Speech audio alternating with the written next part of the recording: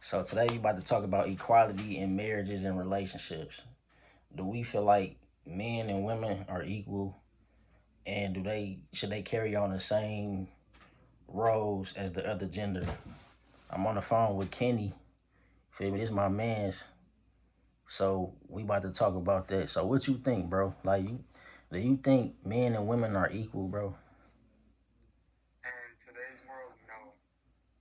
And I would say it's from a societal point of view, like the general expectation, it more so lies on men to lead. And I would say there's two different aspects to it where you would like, I guess, expect women to lead emotionally, where men lead physically. But do men really even lead though? I would say, for the most part, no. No. Why? Why you think they don't lead? I guess the bearing of what women expect. You make the wrong move, and then Say you're say blamed say that for in a it. way that people can understand, bro. Because a lot of people Okay, probably like let's say woman does something, they don't have accountability for it. Like they could go put money down on the house goes negative. They say, okay, I was just learning. But if a man does it, it's like you should have known better. no. But I'm saying, do men lead? Yes or no? Do most men lead? Are they No, actual no, leaders? no, no. And why do you think that's the cause? What do you think is the cause of them not being leaders? Not everybody has what I would say is leadership qualities. A lot of people aren't formed that way. They're not molded to be like natural born leaders. We can put them in a room alone and problem solve alone. They'll always look for a second hand to put in on the problem. And that transfers generally to even relationships. They'll do something and look for a woman's validation. Like, is that the right move? Is that okay? And today, being a leader, you just have to do things. And whether people agree with you or not, look at like a president. People will always blame you. People will always agree with you. It happens. But in relationships, people will be like, oh, everything I do needs to be validated. So what? So as a man, bro, what do you think if a man not leading in his relationship? What do you think the outcomes is? Like, what do you think could possibly happen if he not leading in the I, relationship? I would say, honestly, just anything detrimental you could think of. But for men, most importantly, a lack of respect. Because you'll always be looked at for the way out. There's a problem. I expect me as a man to lead us out of it. You're not going to look at your wife and be like, oh, we need help. You are the help. You're the one that's going to solve it. And if not, then you lose respect. Let's say your wife is the one doing those things, fixing every problem around the house, financially, physically. You'll just be there. There's no respect. So I would say that most importantly, there's no respect. And then everything else after it, cheating, divorce. So how long do you think it take for somebody to realize that they want to marry somebody, like, or do you think it's not a timeline on it, like a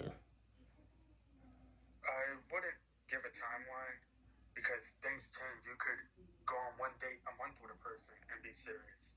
You could go on, let's say, 3 dates a week yeah? for one whole month. So that's 12 dates in a month if you have 4 weeks.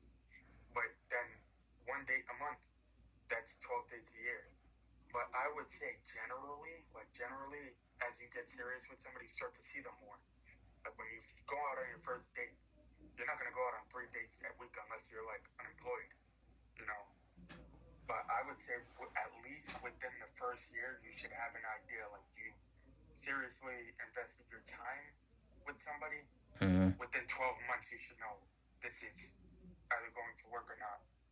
Because within dating, you have like 3 to 6 months for what you would say the honeymoon phase, where everything is good. You're still learning your person. Then after that, both parties get comfortable and you start to see the little slip ups. Like you're arguing and they raise their hand or something. But you're not gonna get that in the first month unless you like really like live with them or move in something.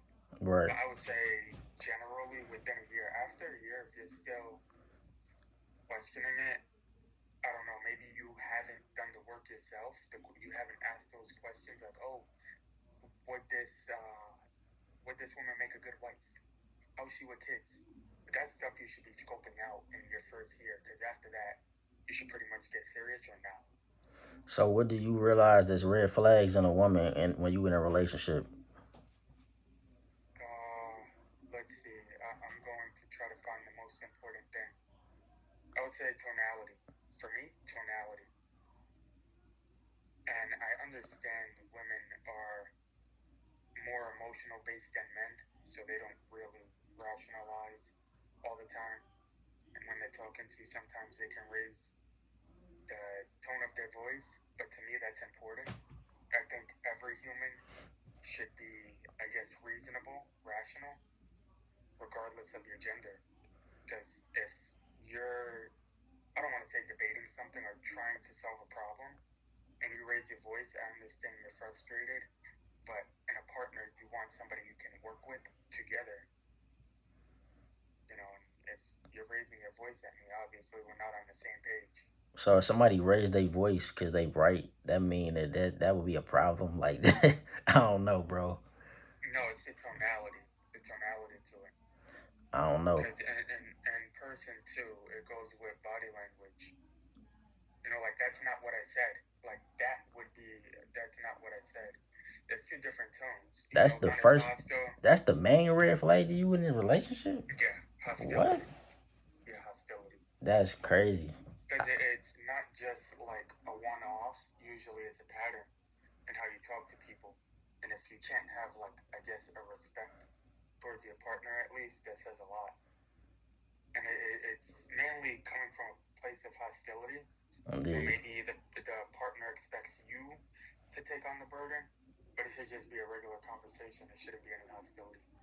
So what's the second red flag? Like what's another important one that'll just make you not want to marry somebody? I'm gonna say that instead. Not want to marry somebody. Goals. Where I guess their mindset is, like, let's say, okay, I want a mansion. They're saying, okay, yeah, I want a mansion and I want my kids to grow up in it. Then you look at their actions Mm-hmm. and career-wise, I'll say career-wise, but meaning professionally, like whether you're working for somebody else or independently, career-wise, you're just making your money. Those decisions that they're making career-wise do not line up with the mansion idea. Like, okay, they're splurging on, let's say, food. They like eating out every day. They like shopping every time they get paid. But it's like, when do you ever get to the mansion part, You have to actively, like, look, if they were showing you houses, like, okay, this is an apartment I maybe want to move into first, and then we can save for the house. And you see them in their career, they're constantly networking or trying to promote, move up, even just talking to people to see what other opportunities there are. They're like, okay, this person is serious about it. But if you're still in the same place that you met them maybe after some time, then that's scary. Or if you're doing all of the professional work and they're just, chilling, I guess. So how you feel about if you was to be making 30,000 a month and the girl you dealing with only making like 4 to 5 thousand, but you take her serious, she don't know your income, you really don't know hers unless she tell you, but y'all get serious and you thinking of a different type of lifestyle. She love the lifestyle, but she don't want to put the work in. Like the lifestyle you could be living with your 30,000 a month. How would you go about that? Do you feel like the man should be paying for everything, or do you feel like it should be 50-50? Married though, not okay. Relationship wise, give me two different angles. Relationship wise and marriage wise, like if you making the 30,000 and she making 4 to 5 thousand, do you feel like she got to step her game up to deal with you, or do you feel like it shouldn't matter because you deal with her and you the man and you should be paying for everything? So give me the first one, girlfriend and boyfriend wise. Okay, so generally, I would say people see 50-50 as like both parties paying. If one person is covering everything, usually, like, let's say women, they think they should pay back the favor sexually. But I think should spend it because, then the other party will find themselves low. But whoever has more, spend it, and the other person should save for an emergency. Both parties shouldn't just be blowing it, but there should be equal responsibility, I must say. Should that be Like, discussed? oh, yeah, of course. Everything that you think should be discussed with your partner, your expectations, but I would say that's the relationship part. Wait, before you move in. one more thing then. Okay, since you said it should be somebody should be saving, right? Yeah. This a good question right here, bro. Do you think if the one person spending the money since they got more and the other one's saving, do you think that the person that's spending the money since they spending more than the other person and the other person supposed to be saving, do you think they should have access to see the account? That's a good question. Yeah, no, that is a good question. I myself am against it because it's scary. You never know what people are on. I see horror stories online after 30 years, this girl wiped me clean, and it's like you don't know why. So I wouldn't personally do it. If anything, you can have like a family or a joint thing where you just put a couple dollars in it. This is for maybe the rent. Like let's say the rent. No, I'm saying not the big Oh yeah, money. no, I'm no, no. talking about I the don't. saver. Yeah. You don't want access to the person's account. No, I Why? wouldn't. If look, listen what you said. You said somebody should be saving for emergency, and if one person spending, the other person should be saving. What if you think they saving the whole time they not saving nothing?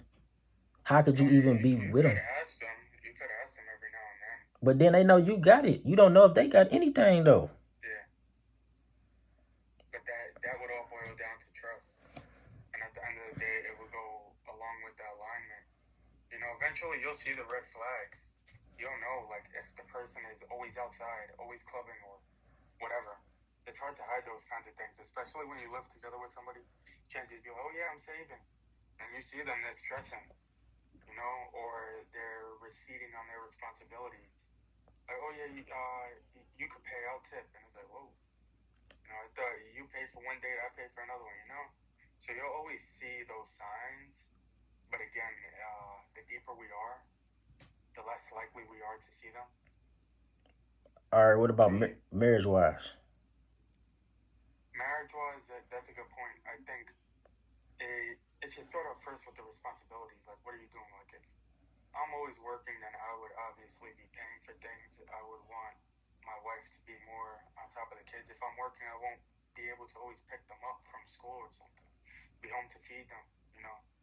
So I wouldn't mind most of it. She could do the petty stuff like the clothes or school supplies, things like that. But as far as like serious things, I don't want to do it. Facts. I think the same way. And like it just but that's why I say not more so rating it on a scale like 60-40. Like, do what you can be responsible for. Like, if I'm working and I'm making six figures, then financially I could cover those things: the car, the house, trips, whatever. Right. Facts. Or if the kids are going to private school, their tuition. But like, I don't want to say petty stuff because it's not petty. Like school clothes and stuff, it still costs.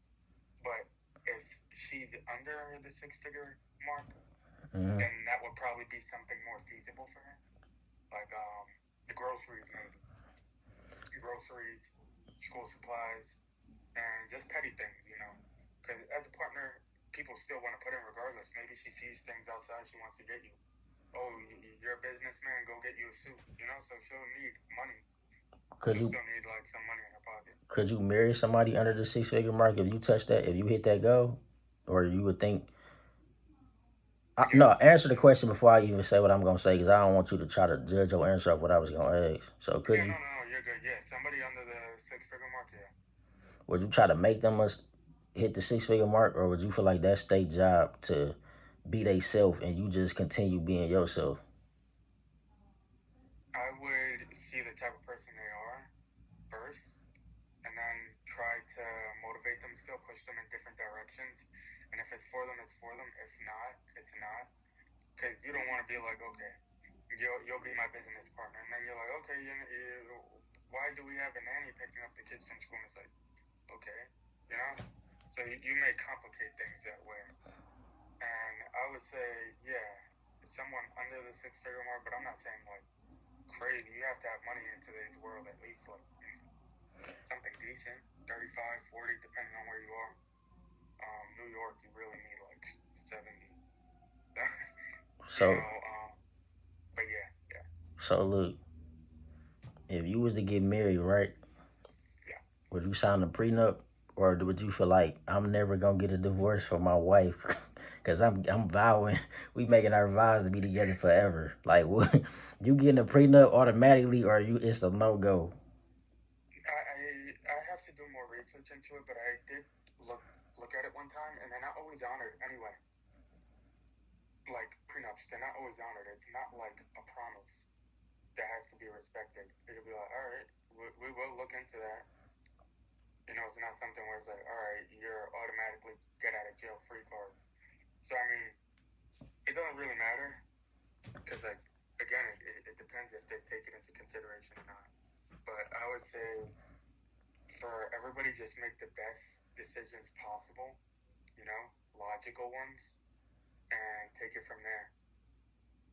Yeah. And know what you're getting into. You know, don't like I guess force a marriage with somebody just because you think okay.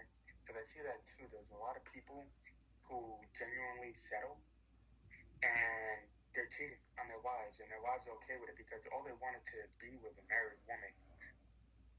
Now look, sum it up fast. We had about 16 minutes, bro. Oof. What is settling to you? Settling is when you know there's problems and you just don't want to solve them, so you avoid them, but they're still present. Mm. So if you got problems, everybody have problems though. But if you have specific problems, like could you be with somebody? Like could you marry somebody if it's could you marry somebody if you don't like the way that they think? No. Could you marry somebody if, well, you kind of answered this earlier saying how they spend their money and what they be buying and what they do with their stuff, but could you actually get somebody a pass if you like them, or you wouldn't do it because you would feel like you settling? No, I wouldn't give them a pass because eventually it'll misalign. And as you get more serious with somebody, those are little things that, like, I guess that in a relationship, it's like, oh, we work our separate jobs, we're not living together, we don't have kids, so she can buy clothes. But it's like, imagine she still does that and you have a family together. It's like, what about the kids? What about the groceries? So basically, people that settle end up getting betrayed Yeah, in the end. yeah, that misalignment, it'll cost you. Yeah, settling will cost you because eventually something will happen. Even if you have a wife and you're cheating, there's a lot of emotional stress that you undergo trying to hide, even your public image, so you're going to lose something by settling. You'll lose something. Not going to win. Yeah. Yeah, we about to wrap this one up, man. We just this a little tester of what we gonna be talking about. You feel me? When we do videos together, like I just had to get somebody on here. So you feel me? Go follow me on the gram, Scrill_Hassan. Shout your page out, bro. Instagram, Warzone Drills, YouTube, Warzone Drills, and I think that's it for now. Yeah. All right, be smooth. You too, bro.